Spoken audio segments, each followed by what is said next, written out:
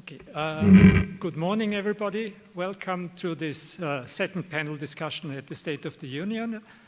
I'm very pleased to welcome also the speakers, and I will introduce them when I say what this panel is about. The theme of the panel is the future of citizenship. Understand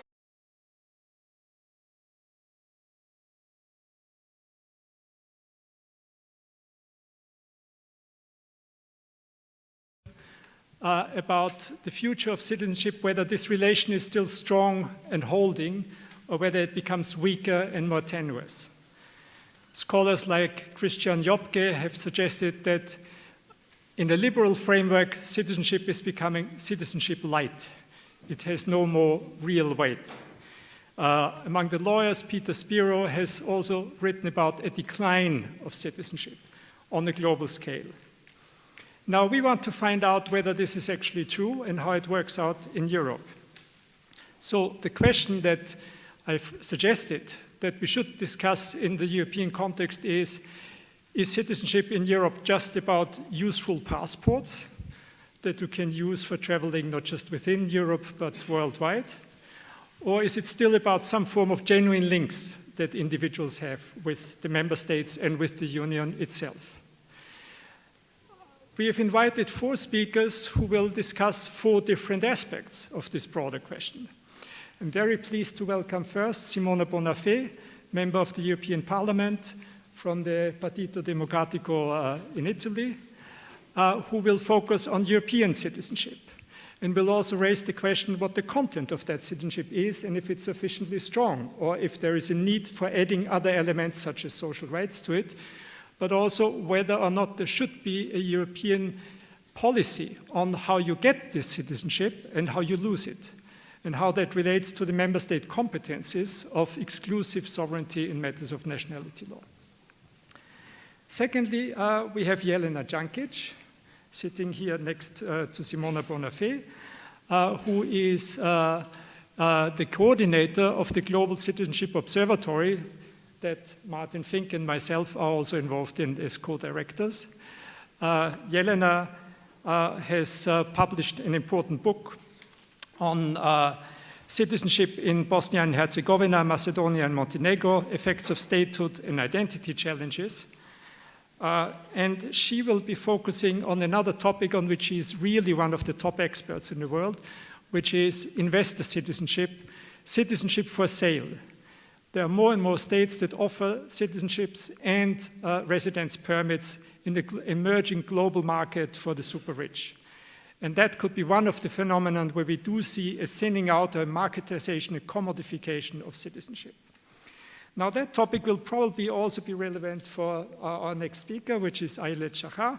She is the director, she is a director at the Max Planck Institute in Göttingen on religious and cultural and ethnic diversity, where she also heads the program on, now I have to look up my notes. Ethics, law, and politics. Ethics, law, and politics. So this is a department within the Max Planck Institute that she is the head of. Ayelet has published several books, but the most relevant one for us is probably her latest one, which is on the birthright lottery, and maybe also her forthcoming one, which is on Olympic citizenship. Finally, we have Martin Fink, who is a professor in political science at the University of Maastricht. As I already mentioned, also a co-director of the Global Citizenship Observatory, and who has recently won an ERC grant on the topic of migrant life courses and legal status transitions. And Martin will be mostly focusing on multiple citizenship. How does the proliferation of multiple citizenships affect citizenship overall, and how has it come about? What are its possible effects on the status of the people who have these multiple passports? So that's the lineup, and without any further ado, I will ask Honorable Bonafè to kick it off. I will ask all speakers to keep it to 7 minutes, so a little bit shorter than on the other panels, because we have several discussants who want to intervene, and I want to give the audience a chance to have a decent Q&A period before we again invite the speakers to respond to these questions. So first of all, thanks to this invitation, it's an honor for me to be here in this important conference to talk about a key issue for the future of Europe. First of all, what is citizenship? As it has been said, citizenship is a legal relationship between the state and its citizens. It is not only the condition that entitles individuals with certain rights and duties, but it above all allows citizens to contribute to the growth of their community and create their identity. We know that citizenship is granted by sovereign states, and each state decides upon its policies on acquisition, recognition, and or withdrawal. In Europe, by acquiring the citizenship of a member state, we also acquire the European citizenship that doesn't replace the national one, but it is in addition, as Article 9 of the treaty stated. Therefore, we need to ask ourselves about the opportunity to define minimum standard requirements for the acquisition of citizenship.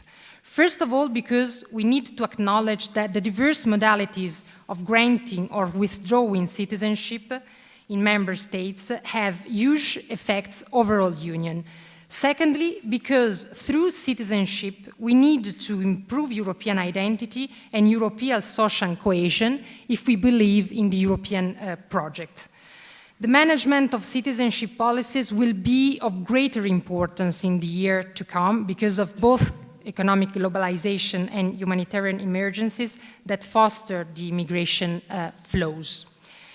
European member states' policies on integration and citizenship highly differs. Today, no member state has an unconditional use soli, and only 10 out of 28 member states prescribe to grant citizenship to children born on their soil by foreign parents at certain conditions, such as permanent residence permit of at least one of the two parents. As I said, in Europe we have 28 different policies on citizenship. Now the difference is not only referred to the system of citizenship recognition for newcomers. Differences can also be found in those cases, very critical from my point of view, where member states apply systems of citizenship for sale. I refer here to the case of Malta and Cyprus, where in return for money, and 600,000 euros in Malta, so not so much, it is possible for extra EU citizens to acquire a local passport and therefore also the European citizenship. In this regard, the Parliament has taken a clear position in the past legislature. In 2014, the Parliament condemned with a resolution the Maltese case, stating the importance of genuine links at European level while respecting the sovereignty of member states on citizenship. Moreover, the resolution highlighted that the phenomenon of passport for sale is not only short-sighted, but it also raised security issues in terms of uncontrolled movement of people and capital. It is also because of those cases that I believe we should arrive at some point to a minimum system of common criteria on citizenship at European level, in order both to face the phenomenon of passport for sale and to promote the positive value of genuine links in terms of potential tools to improve the social cohesion. If there is an issue on harmonization when we speak about how a member state grants its citizenship, there is an issue also when we consider the ways in which citizenship can be withdrawn. The issue of citizenship withdrawal stepped more and more in the public debate with reference to security issues and the fight against terrorism. In France, after the attacks, the government raised the argument of withdrawing French citizenship to those found guilty of terrorist attacks. The project did not pass, and it is still a matter of discussion during the presidential electoral campaign. But what this kind of withdrawal would mean concretely? If a person has a double citizenship, the result will be to dump the responsibility of the terrorist on another state. The issue would be even more problematic for a person who doesn't have a double citizenship. In this case, a decision of a withdrawal will result in statelessness. Does the EU have something to say on this situation affecting, in any case, individuals who are also European citizens? The verdict of the European Court of Justice on the Rothman case tells us that member states must have due regard to the status of the European citizenship when determining matters of nationality. The verdict also stated that decisions of citizenship withdrawal when producing statelessness should be proportional to the severity of the case. Well, the more we speak about citizenship, the more the links between national and European citizenship become evident. Today, European citizenship imply mainly civil and political rights, namely freedom of movement, political rights at European and local elections, as well as diplomatic and legal protection. Today, the sense of belonging to the EU is going through a hard time. I believe that a definition of European citizenship also in terms of social rights would be very effective in strengthening the links between citizens and European institutions. Indeed, in Brussels lately, the discussion on the social pillar of the EU is growing bigger. On this, we have an issue. We need to decide if member states are the only active players in this field, or if we can have some specific rights granted directly by the EU. I'm thinking, for example, to the proposal presented by Minister Padoan a few months ago on a common European scheme for unemployment subsidies. On the 70th anniversary of the Treaty of Rome, I believe that the EU is our key to face the current and future challenges. We built the EU on the 4 freedoms. Today, after a severe economic crisis, we know that we need to strengthen it on its social dimension, with actions directly both to native and to genuine new citizens. And I think that this is the challenge for the future of Europe that we have to face as soon as possible. Thanks.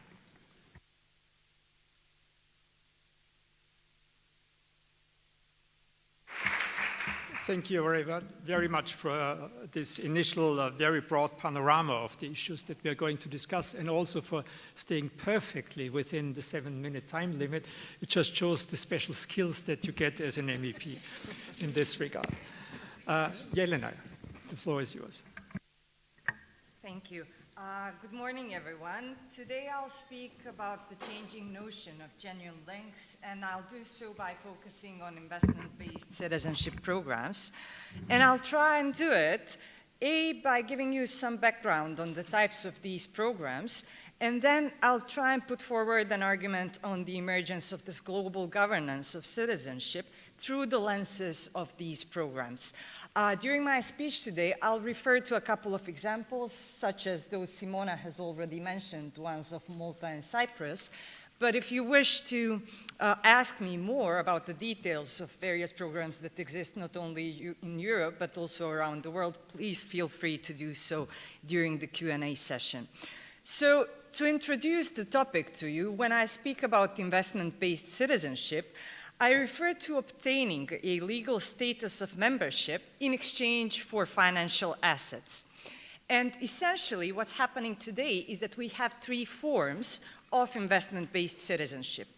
It can be granted on the grounds of the state's discretion to naturalize investors on grounds of national interest, meaning that in this case, the investment that someone puts into a state is considered to be of special interest to that state. Secondly, it can be done through specific investment-based citizenship programs, whereby a passport of a state is exchanged for a fixed amount of money. And these are the programs that exist nowadays in the EU, in Cyprus and Malta, but also in a couple of other states in the world. The third form of investment-based citizenship are the so-called path to citizenship programs, or the residence for investment schemes, whereby an investor is granted residence rights in the first instance, and after a couple of years, the possibility for obtaining the citizenship of a particular state.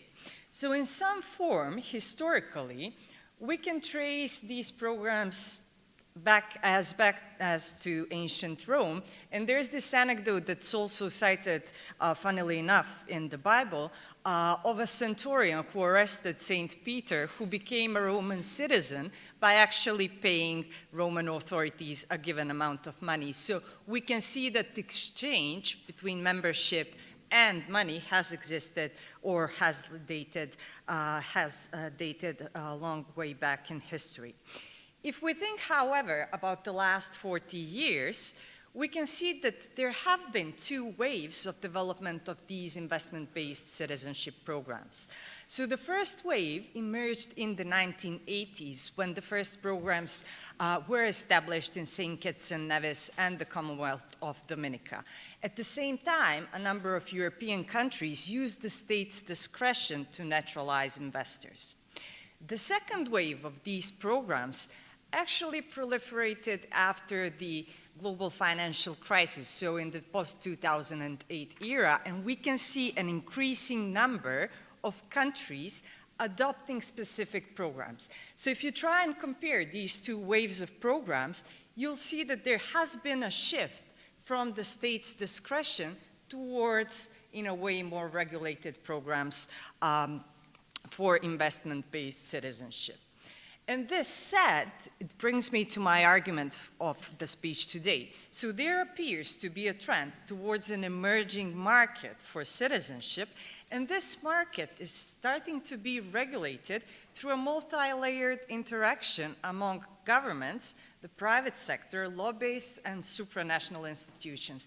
And I think the example of the investment-based program in Malta gives a lot of insight into what's happened there. Simona mentioned that the original program was actually foresaw only the exchange between money and citizenship, and it has been developed by a private intermediary company for the purposes of the government of Malta. Yet after the let's say, after the discussions in the European Parliament and the discussions with the European Commission, the government of Malta decided to change that program and add additional requirements to the investment-based citizenship scheme. And this is where you can see this multi-layered interaction that essentially creates this governance of citizenship by investment programs. And through these programs, we can see three things, and I'll try and be brief here. A, we can see the withering of sovereignty. The regulation of citizenship is no longer a prerogative of sovereign states, even though, as Rogers Brubaker said in the 1990s, citizenship was the last bastion of national sovereignty. Secondly, we can see that the notion of genuine links, which has been put forward in the 1950s through the Nottebohm judgment, is changing in its nature and content. And we need to now think hard about what constitutes a link strong enough for a person to become a citizen of a given state. And finally, we come to the notion of what does citizenship mean today? Because investment-based citizenship programs are inevitably going to lead to a commodification of citizenship, whereby citizenship or membership in a state will be equalized with a passport. And obviously, a passport, if seen as a matter of property, that gives you visa-free access, opportunities for children, or a preferable tax regime, can actually, in that way, seen as a property, be sold on the market, whereby its value will be decided by the laws of supply and demand. Yet, in deciding whom to naturalize, states can no longer regulate by themselves. And this is why we have these additional conditions, such as residence, such as links with the state, such as the absence of security threats.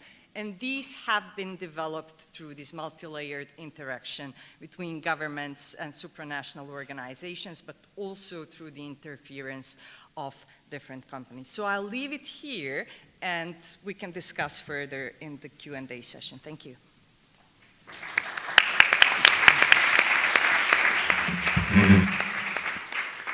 Thank you very much, Jelena. Now, Ayelet, can you try to broaden up this topic that seems to involve a conflict between instrumental values of citizenship and non-instrumental or identity values of citizenship, the genuine links idea.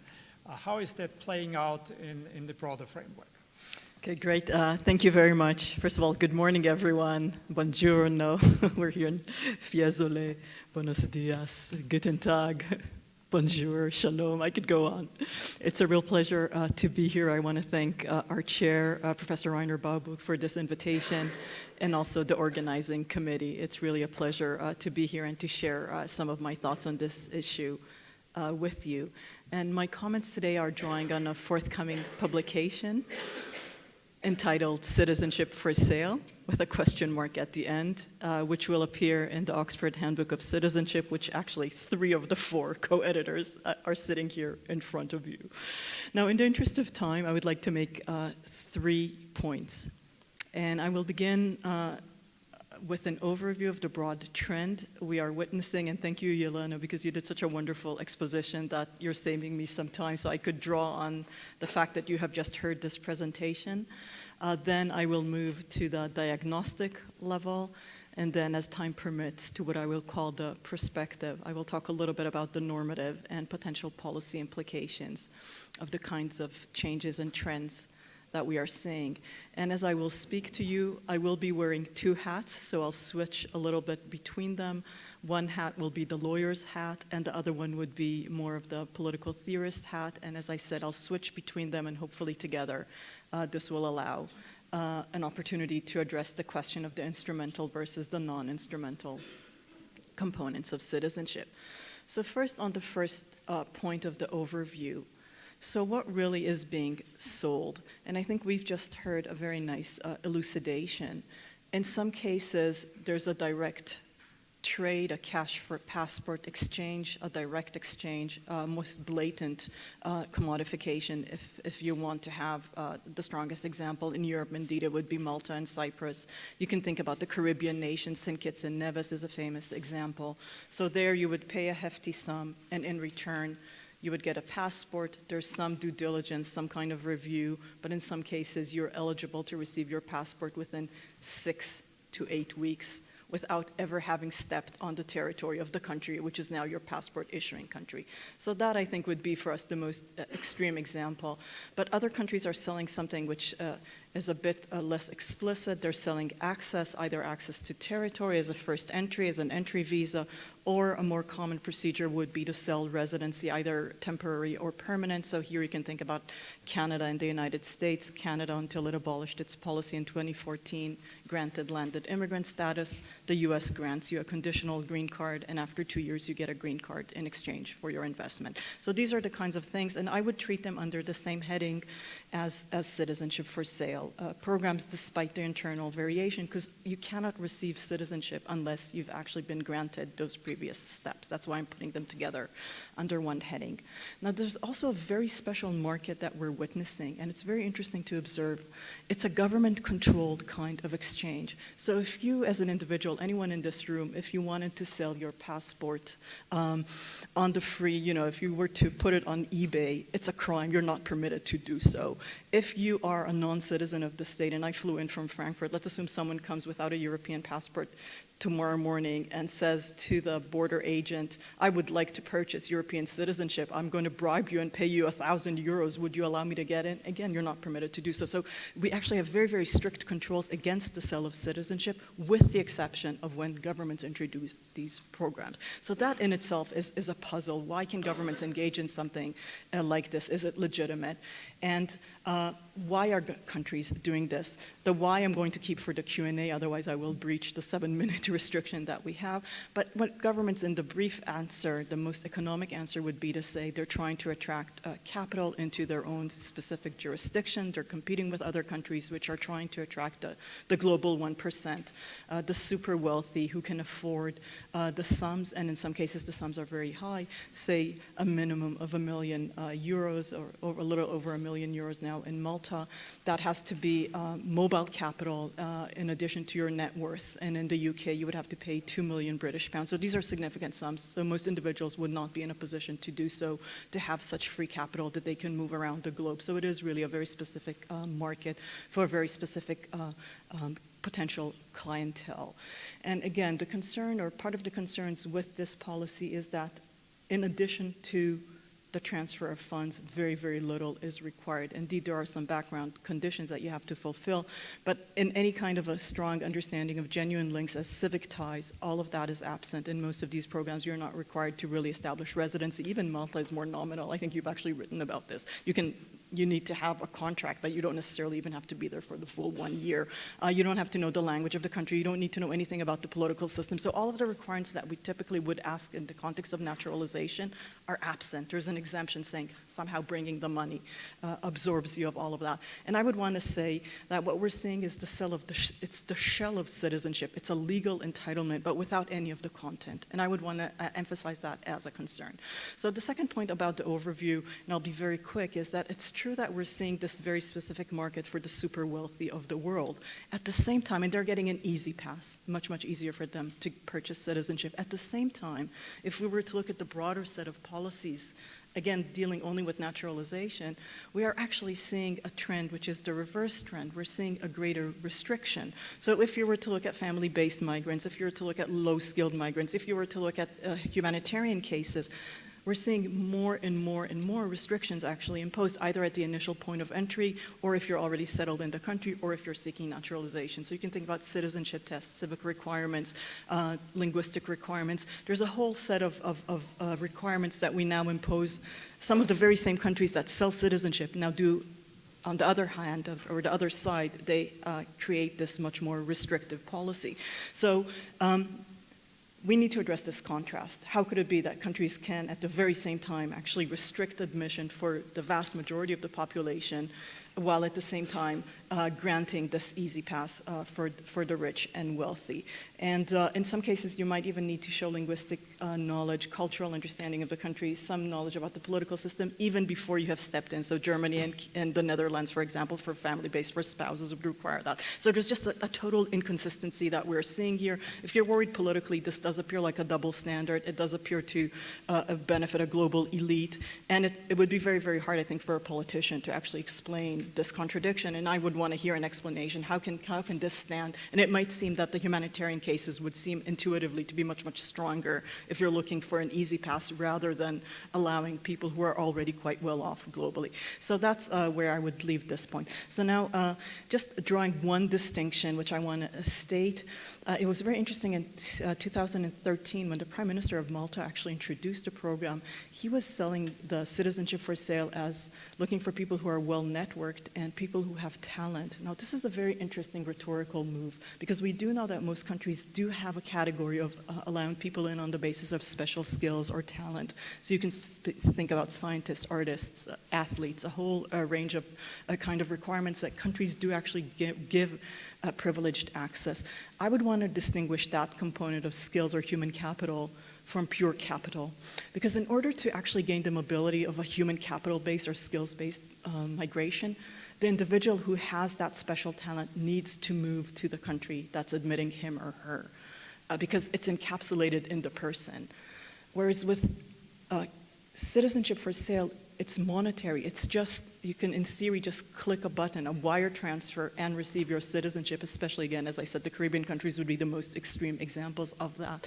The person might not even have to move into this new country. So it's really the transfer of capital, no longer the transfer of, no longer the mobility of individuals. And again, I want to point that out as a special character and feature and a problematic feature of these new kinds of programs. And I'll be very, very quick, given that I see that my 7 minutes are up. And just to quote for you from one of the larger law firms that actually is engaged globally in these kinds of transfer, when they sell or when they advertise these programs, they say that you can acquire citizenship quickly and simply, this is a quote, quickly and simply, without any disruption to your life. So basically you can go ahead and shop the world and get one or more additional citizenship. So again, it really transforms any kind of understanding that we have of citizenship. So here I'm going to move very quickly to the third part, which is some of the normative and policy implications, and I'll do this very telegraphically. So one concern that I mentioned, it's the shell of citizenship. It's no longer the content of citizenship. If you think that citizenship has some component, a relational component, a political component, potentially a social rights component, all of this seems to be hollowed out in this context. So that's one point that I want to emphasize. emphasize. The second one, if you're thinking either globally or locally, you can think about these programs as problematic on grounds of exacerbating inequality among potential incomers. I mentioned that earlier. If you're an asylum seeker versus a very, very wealthy individual, which, if there's a priority list, why should it be the wealthy person rather than the needy person? Also, if you're already in the country, if other immigrants have to actually comply with these citizenship tests, linguistic requirements, residency requirements, and the super rich do not, how can we justify that? And also among citizens, because some of these programs actually permit you to hold citizenship, but you're not obliged to do anything that citizens would normally be required to do. I'm not just talking about civic activities, which are volitional, but you might not be required to pay taxes, to have jury duty in a country like the United States where it's mandatory. In theory, you could think about a country that has military service. None of that applies to you if you bought citizenship. So in that sense, it's exacerbating inequality from within. So what can be done? Philosophers would ask, are there some things that money cannot buy? Are there things that are just by definition should not be put on the market? And if you want to think about examples, body organs, for example, is something that, as a policy decision, we have decided should not be for sale. We don't permit selling votes. We don't permit selling babies. We don't permit selling persons. In fact, that would be slavery. That actually, going back to the Romans, perhaps they permitted some very narrow perception of citizenship for sale. They also permitted slavery. That doesn't mean we should follow it today. So there are some things we have to ask. I think that question is, are there some things that are not for sale? I would want to say we should abolish citizenship for sale. I'm way too much of a realist, so here I would need to put on my lawyer's hat. I don't think this is going to go away anytime soon because we're seeing a rising trend. So then the question is, how can you regulate? How can you restrict? How can you connect us back to some notion of genuine links, which are meaningful links? I would not put here ancestral links or blood-based links. I would actually say civil links, which is what we typically try to require when we think about citizenship as a progressive way, as a way to actually allow individuals who are not yet members to become members. And also third countries can have an effect. I mean, I think there are actually very, very interesting regulatory ideas that we could think through. If there's anyone from the Commission here who has worked on this, I would love to have exchange notes with you to hear about what you think could be done at the European context. But the fact that we might not have legal tools now, for me, doesn't mean that we cannot invent them. So I would think this is a real invitation to try and think creatively about how to address this issue if we indeed agree that it is a concern. So thank you very much. I did exceed my allotted time.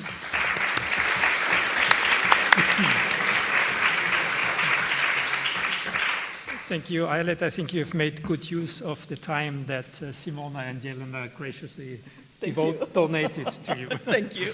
Now we come to Martin Fink, and the question there is really something that Richard Rose in the previous panel session called the Goldoni problem. You know, is it possible to serve two masters? At least this is how in the old times, dual citizenship was perceived widely, and still we see this phenomenon that is increasingly being tolerated and also picked up by people who are interested in it.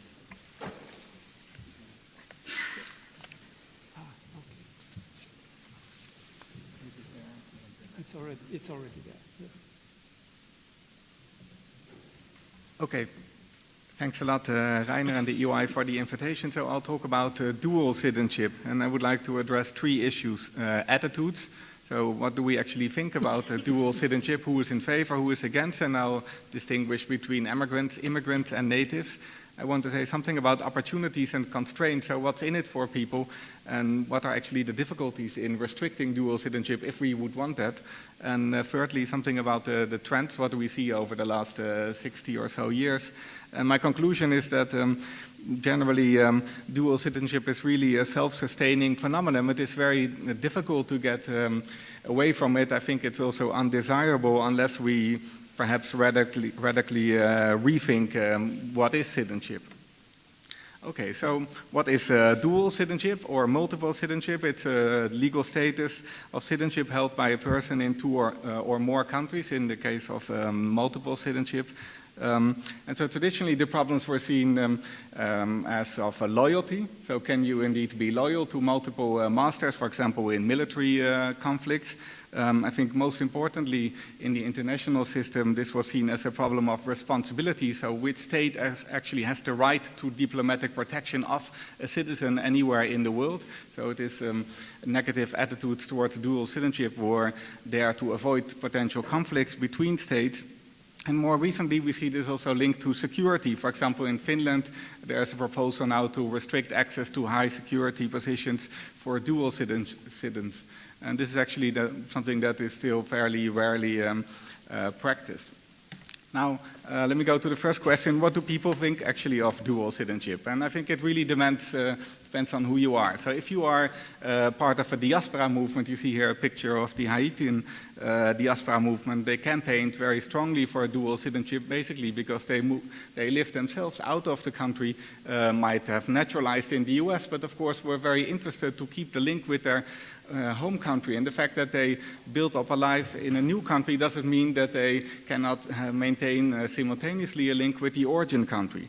In the bottom, you see a picture of actually an interesting political phenomenon. This was a joint lobby by an American expat living in Denmark and a Danish expat living outside of Denmark. And they teamed up, as you see here, for the 2015 amendment of the Danish law, which was one of the most recent countries where dual citizenship after many years was actually accepted. And for these immigrants, of course, they are particularly interested in dual citizenship because they want to have citizenship in the country where they reside, because this gives access to rights, not only political rights, but often also to a stronger socio-economic position. We see that on the labor market, for example, to resident security, and of course also to international mobility.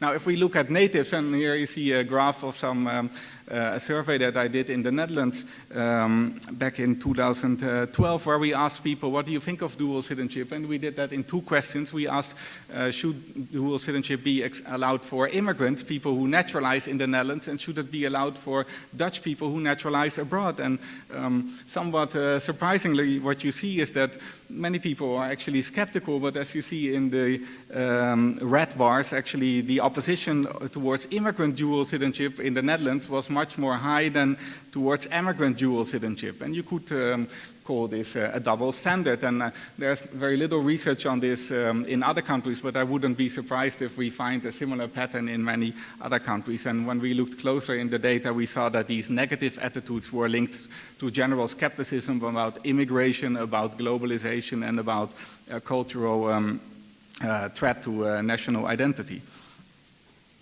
Now, here a quote from the LA Times, which I think symbolizes a strong constraint against dual citizenship. So many people, when they say, well, citizenship, naturalization, it may be a tool towards immigrant integration, but maintaining the citizenship with your origin country puts an asterisk on that new status. And actually, when we look at the literature, there is very little evidence for that. First of all, there's very little research on this, so that's why there is little evidence. But the people who have looked in this generally do not find that there were strong that the so-called citizenship premium, which immigrants get by naturalizing in a new country, the premium on the labor market, for example, or in socio-political participation, that is actually not conditioned by maintaining the citizenship of the origin country. And actually, when you look in many examples, we see very few problems where dual citizenship really comes up in terms of conflicts between an individual and a state or between states.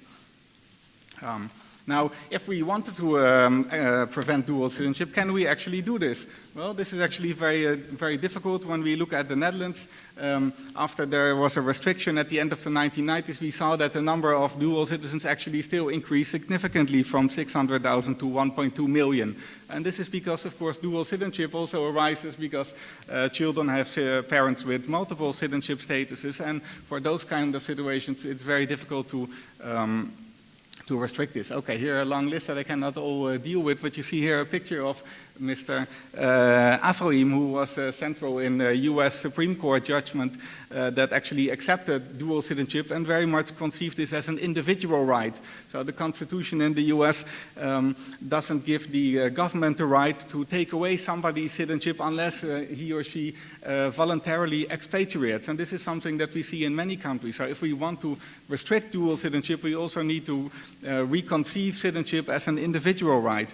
Gender equality is very problematic if we want to restrict this, because dual citizenship arises out of gender equality, because we treat men and women similarly. They both can transmit citizenship, and therefore we have dual citizenship. immigrant integration and diaspora relations I already mentioned.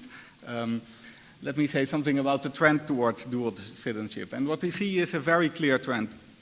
If you look at expatriate dual citizenship, so naturalizing abroad and being allowed to keep your citizenship of origin, we see that in the 1960s, these are data from a data set that I built up with colleagues at Maastricht University.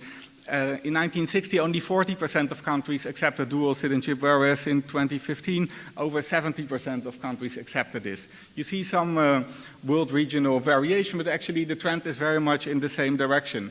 And if you look closely in the data, you see that almost all of the changes on dual citizenship over the last 20 years were unilaterally in the direction of accepting dual citizenship. Now, we also see this when we look closer at the data, is that this trend is because diasporas, they campaign for this. And of course, once they have dual citizenship, it's very difficult to take it back for them. So implementing politically restrictive measures of dual citizenship, and we saw that in the Netherlands, is actually very difficult. These were blocked by politically engaged diaspora.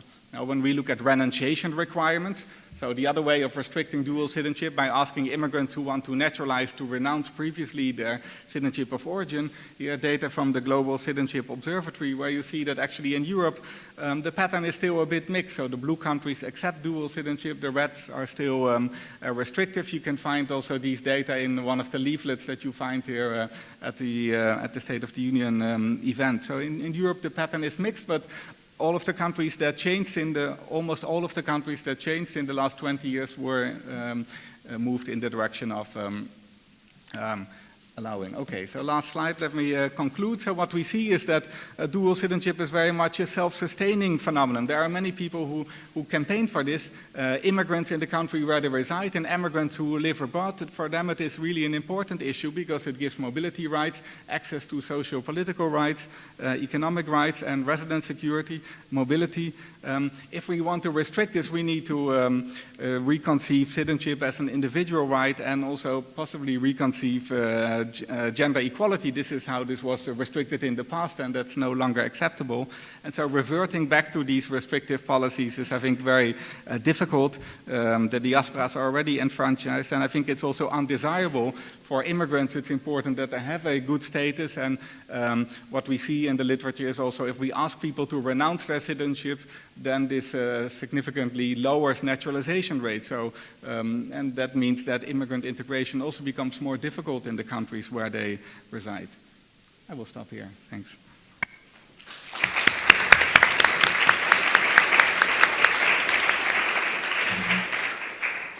Thank you, Martin. I think we've now a very good and broad overview of the topic, and we have 15 minutes for the Q&A, which is very good. And then eventually I will give the floor again to the four panelists for 3 up to maximum 4 minutes to respond to the questions that they have heard.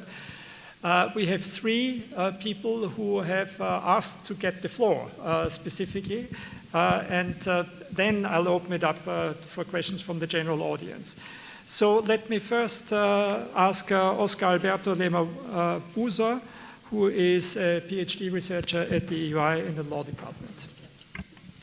Sorry. Okay. Thank you very much, all the panelists, for their presentations. As Professor Bauge has said, a third-year researcher in law, and what I research is laws that engage with diasporas by the countries of origin. So my question, although we have spoken much about investor citizenship, is related, and there's a lot of countries are giving citizenship to diasporas. But the question kind of is the same. Is there a genuine link? Is it enough? And when I post my research, when I present it, I always get more or less the same question, and it's the one I'm giving to you, so maybe you can help me in solving how I reply, which is, there is no generalized opposition, or we don't see any generalized opposition in state practice to many of these questionable citizenship granting. So how can it be enforced? How can limits, how can real links or genuine links how can we enforce that citizenship is real? Because except for very few stances, the Parliament, the European Parliament resolution or so on, there's no real opposition. So how can we enforce that doubtful citizenship is not recognized or does not have effects. Thank you very much, Oscar, for bringing up this topic, which I think is really important to add. Genuine links can be diluted through marketization of citizenship or through citizenship based on distant ancestry that makes you a member of a diaspora without having any particular links to the country that awards you that status. The next question comes from Michele Nori, who is a Marie Curie Fellow currently at the UI. Thanks very much for the opportunity and the presentations. One very simple and straight question would be, is there an agenda to go towards a European passport, European citizenship, in order to tackle with a number of these issues and maybe bring the debate forward? Thank you. And can you pass on the microphone to Sam Schmidt, who is sitting next to you, who is a second-year researcher in the SBS department at the UI. Yes, thank you also very much for your very interesting presentations. My question focuses on investor citizenship, and you have mentioned that the problem there can be that it's generally not based on genuine links. It becomes an instrument of global elites, and maybe also it contributes to global inequalities. It contributes to the importance of social class, and it privileges a certain global elite, and it may hollow out citizenship. One of the content of citizenship is not only that it leads to mobility rights, especially when we look at the acquisition of EU citizenship, but it leads also to political rights. So my question is, how problematic do you think investor citizenship is in relation to acquiring voting rights in countries? Because voting rights for investor citizens may corrupt politics and may foster the rule of money in politics. And to be sure, the countries Malta and Cyprus, which are the prime examples in Europe, they do not allow non-resident citizens to vote. They have very limited non-resident voting rights. But still, there is a case of Austria where someone that has access citizenship through such a path has founded a party, Team Stronach, and so was able to manipulate or to come into the democratic process via his money. So what role do you think does this potential undermining of democratic institutions by investor citizenship play? Do you think it's important, and do you think it could also provide an additional rationale for maybe supranational guidelines to granting investor citizenship? Just a tiny little factual correction to Sam's question. Frank Stronach is an Austrian citizen by birth who became a Canadian citizen. The scandal is that he got a special permission to retain his Austrian citizenship that otherwise is automatically lost if you acquire foreign nationality. So Austria is still among the restrictive countries also for the immigrants. And then he went on and founded a party in Austria. Thanks for the correction. Okay. So now I invite the general audience, and I see already a couple of hands raised. So maybe let's start with Maurizio Ferreira over there. Yes, thank you very much. I'd like to raise a very general point. If we think of the experience of the historical federations, there were key moments in which the issue of which is the ultimate authority for defining the content of citizenship. Is it the states or the federated entities, or is it the federal government? And we know, for example, that in the US, this moment came after the Civil War and led to the Civil Rights Act that was then constitutionalized in the 14th Amendment, which clarified that it is the United States that defines the content of citizenship. Now, it seems to me that Brexit is actually opening up an unprecedented historical moment which registered a counter-movement, because the privileges of the federal, quote-unquote, supranational citizenships are going to be taken away, given back to the federated units, in this case a member state, which doesn't want to be a member state anymore, but with a majority of only just above 50%, depriving the people from the supranational citizenship. And I've read an article which I found very provocative by Glyn Morgan, in which he says, that's the bottom line, that this is the right moment to problematize this issue of whether the European citizenship can be taken away or not. Thank you. Can you pass it on to the lady sitting next to you, please? Yes. No, the lady, first was the lady in the back and then... Yes. This is my British passport, and I really resent the idea of losing my European citizenship. I was actually conceived at the League of Nations in Geneva 80 years and 9 months ago. My parents were journalists at the League of Nations, where they were trying to prevent the Second World War. And it inevitably happened because of the division, the nationalism, and so forth. I work with Romanian Roma, who really are world citizens. They have the Sanskrit language, which they share with Chinese Roma, with Russian Roma, all over the world. But they are denied citizenship in our terms. I find that because they lack decent housing, education, and so forth, they fall outside of the spheres of our privileges. I very much value that image of the world without frontiers that the astronauts first saw. Where we are born, where we are raised is an accident. But wherever we are, we do have the responsibility to work for the human rights of our own country, of our continent, of the globe. And I would like to just put it into that perspective, that I would love this to be European passport as well as the British passport, to be here in Florence with that sense. Thank you.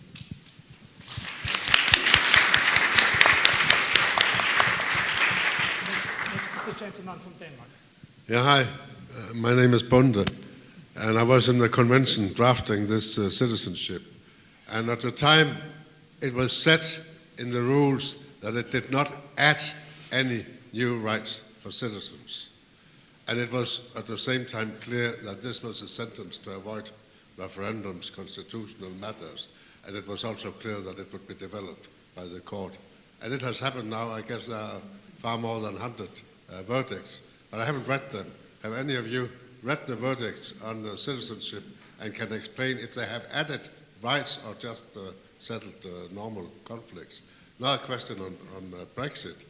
In the British repeal bill, it's mentioned that since it does not add any new rights, it raises no problems that Britain will not uphold the citizenship in their interpretation of different laws. Have you any examples on the conflicts it may raise? Thanks. Okay, now I think I've had many hands on the other side of the aisle, so I'd like to switch back and forth if you don't mind, but I'll try to take records of the others.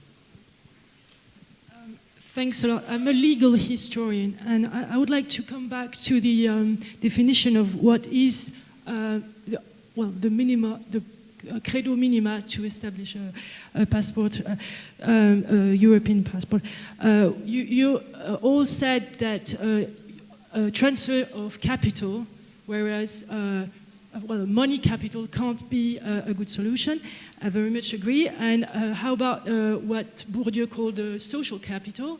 And I would have another hint. If you go back to what is citizenship as a performative act, it has to be enacted. You don't have to live in the country, but it has to be enacted by some kind of performative oath. And would this, I'm thinking of Canada, loyalty oath to a country, would this be possible at the European level? Thank you. I've seen more hands there. There was a lady in the far back on this side, and then we move it forward again. Yeah, please raise your hand.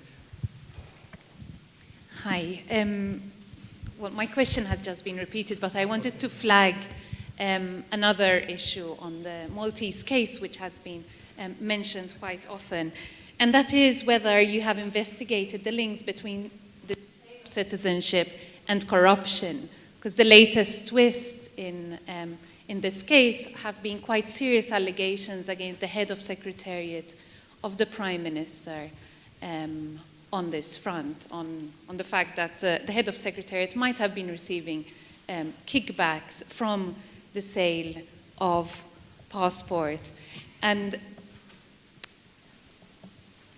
in a way, if the commodification of citizenship wasn't atrocious enough as it was, the fact that big transactions of easy money, as in the case of Malta, would make the case for further regulation of such schemes by the European Union too, I would think.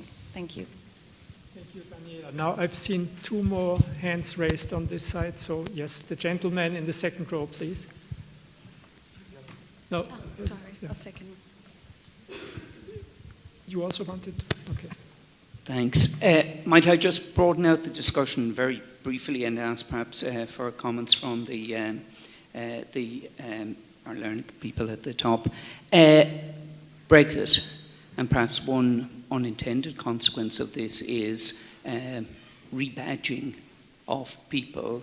I'm from Ireland, and we obviously have seen an increase in British people who are able to claim citizenship through descent, seeking to get Irish passports.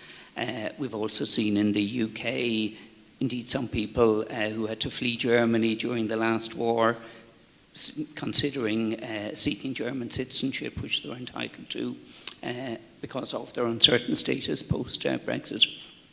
I suppose my query being, in terms of citizenship, I think of it from the perspective of the obligations which citizenship brings to you, but somebody who's perhaps taking a second citizenship for good reasons, but, you know, would not ordinarily be doing so, the implications down the line for this, for those people and society in general.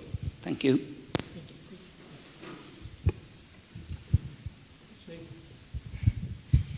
Thank you very much for your presentations. And my name is Martina Moscardi. I live here in Florence. And from your presentations, it seems to me that maybe some of the people that we have, they have maybe double or multiple citizenship. It's a matter of having some benefits or having some profits from having double citizenship. So I would like to know if there is a project just to have a fight against what we said in Malta, in Cyprus, or even more far in Bahamas. I know that we have also the selling of citizenship for money, and I'm aware that the problem of fighting against terrorism in the EU perspective is fighted with the anti-money laundering directives and procedures. But on the other hand, I would like to know if there is a sort of project in education of having a responsible citizenship for the persons, for the people, because it's not a matter of having benefits and brides shopping, I would say, within Europe. Thank you. We take one last question from Chun. Hi, my name is Chun. I'm a PhD student in Maastricht. I'm going to keep my question very short. I'm thinking in all this area we're talking about genuine links, what are the civic duties, who should be a citizen. And then I run into a problem of how do you then put that legally? If you take into consideration, if you think, okay, if we start defining it in terms of ethnicity, are we capable of putting that into a law? Only certain races can be our citizens. Or if we put it in terms of loyalty, what is loyalty when you put it legally? And then my general question is, are there these genuine links and these criteria that we can use to determine who can and who should be a citizen? And if we can't put them legally, should they even be criteria for citizenship? Thank you very much, and big apologies to those who didn't get the floor, but I've been instructed to strictly watch the time. So we'll now go back to the podium, and we'll do it in reverse order. So I'll ask Martin to respond to any questions that he feels addressed by. Okay, thanks. So let me keep it brief because I don't think there was a specific question, but I would like to say something about the European passport. So some people sometimes say, well, this EU citizenship, is that a form of dual citizenship, right? And obviously it isn't, in the sense that it's derivative, right? So EU citizenship is derived from national citizenship, but I do think in the context of these discussions, and the gentleman mentioned the Brits acquiring Irish citizenship, and of course also the other way around for people who want to solidify their status in the UK. Yeah, I do think that this EU citizenship in a way undermines alternative ways to dual citizenship, right? So I see dual citizenship as a way for people to solidify their status, immigrants in a country where they weren't born, but also immigrants in another country. But of course, if we were to disconnect rights from citizenship in the way that this is done in the EU, of course you see that there might be less need for dual citizenship, right? So dual citizenship especially comes up now that the rights become more uncertain. And we see this also in naturalization rates in the EU, where of course generally we see that EU citizens residing in another member state are actually much less interested to naturalize in that other member state. So EU citizenship provides a certain catalogue of rights that actually makes naturalization less relevant, at least in terms of resident security and rights. And of course, the main exception to that rule would be political rights at the national level. Right? But so I do think that this is an interesting example for if we want to think beyond dual citizenship, and people who see this as a problem, that a kind of status, let's say multi-level citizenship status, such as the EU citizenship, would be an interesting alternative. And that's what I have in mind when I say that if we want to go beyond dual citizenship, we need to rethink citizenship in the sense of deconnecting some of the rights and some of the content from this national citizenship status. Thank you, Martin. Can I suggest actually, Rainer, that you would intervene on political rights? Sorry? Do you want to speak on political rights? You are free to take up any issue that you feel. No, but I think you should speak about it. So I'm inviting you to say 2 minutes. My role is the chair, so okay, I can ask questions. I cannot. Okay, all right. So there were lots of questions. I'm only going to respond to some of them. Mostly, I think, Oscar, the one you started with, and it was reiterated in different ways. The question about genuine links, how can we think about this in a productive way? And I would say 2 things. First, actually going back to the last question, I don't think that the answer would be to say, what's your ancestry?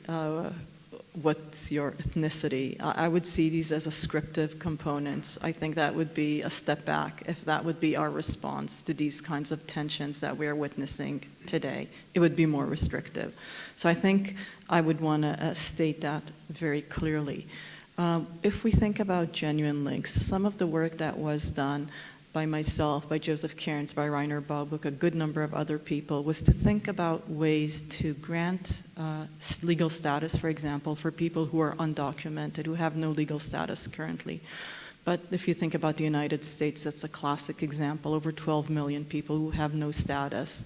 Many of them have been in the country for years and years and years, have children who are themselves American citizens, have worked, have contributed in many, many ways through volunteering in organization, social organization, by just educating their kids and volunteering on the school. There are just so many civic components that you could take, that you could weigh into the discussion of whether someone should gain citizenship. So I would draw on some of that work.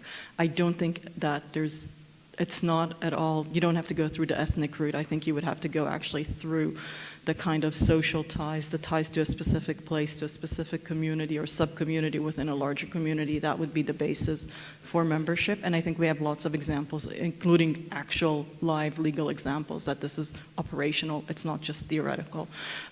And this would just lead me to the question about the diasporas. It's a very, very interesting question, because some people would say, just allow diasporas to expand citizenship as much as they wish. I think that given that I do think that there has to be this civil link to some extent, there are again some examples that you can think about. You might say there's a generational limit, perhaps 3 generations, but not 20 generations, because the link then becomes absolutely blood-based and empty, assuming that there's no connection. You might say, have people come back? You might say, do they know the language? Do they have some kind of a cultural connection?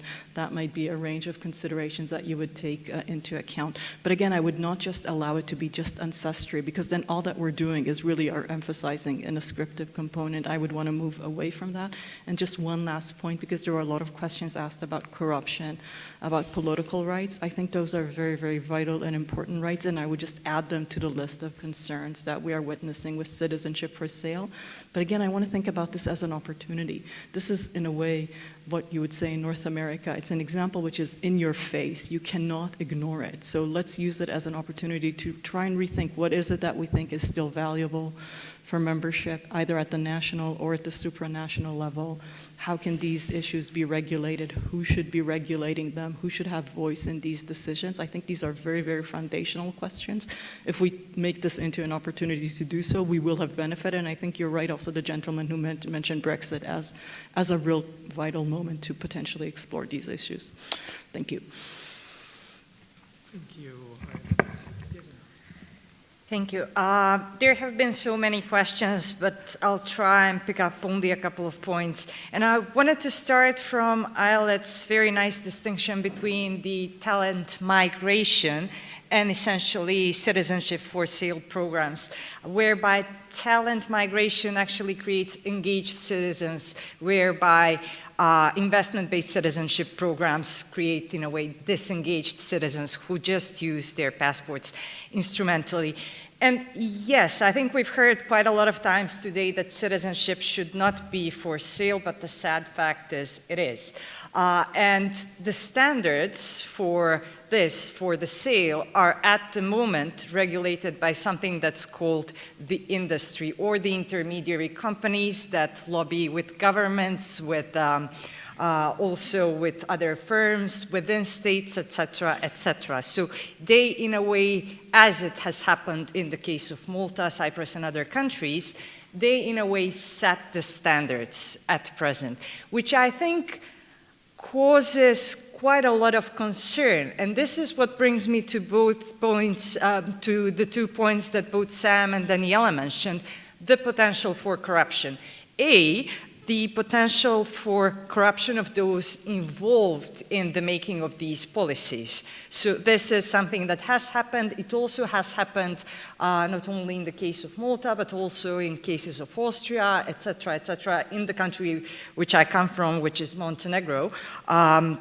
So essentially, there's quite a lot of potential for the corruption of policymaking. At the same time, there's potential for corruption of the political process, and not only by, in a way, corrupting the single vote of investors, because essentially there are countries who limit voting rights to resident citizens only.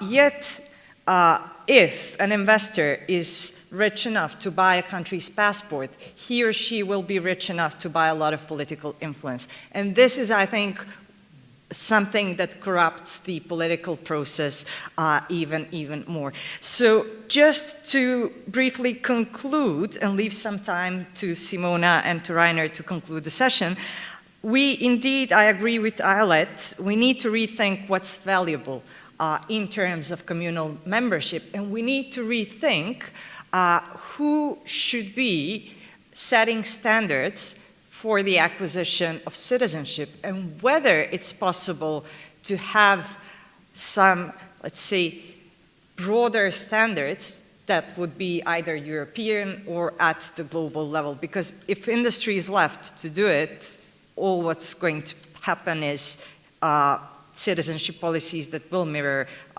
the interests of companies. Thank you. Thank you very much. Word goes to Simona Bonafé. So thanks for your questions.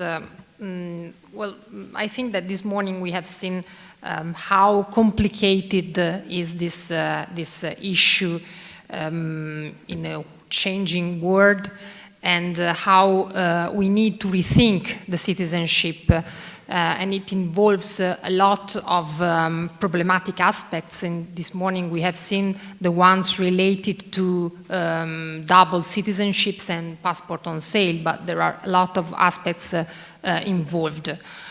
I just say that I had a lot of doubts before coming here that still persist, by the way, but I think that 2 points need to be underlined.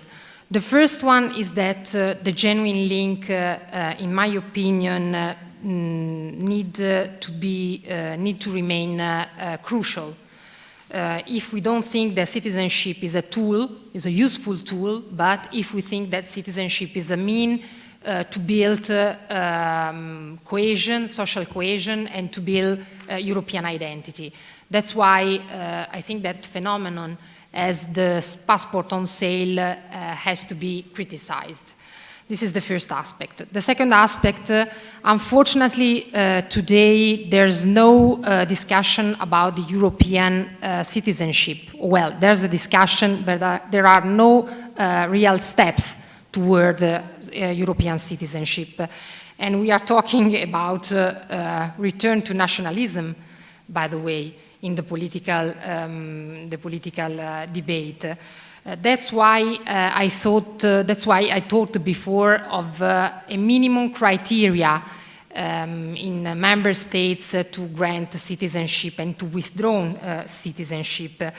But I think that a mean to go towards a European citizen could be to give new contents to citizenship. That's why before I was talking about social rights, not only civil rights and political rights, but also social rights that can create a more identification to the European community. Thank you very much to the 4 speakers on the podium who have really provided lots of insights in very short time. Thanks to the audience for very precise, on-the-point questions. We haven't been able to address and to answer all of them, but I invite you to continue the discussion and to get more information also by visiting the Global Citizenship Observatory online, or you can do it physically here. There is an info point with data that you can visualize yourself, and you can also pick up this brochure that we did together with the Global Citizenship Observatory that spells out some of the facts and figures that are relevant for these debates. With this, I wish you a very good lunch and continuation of the State of the Union conference after that.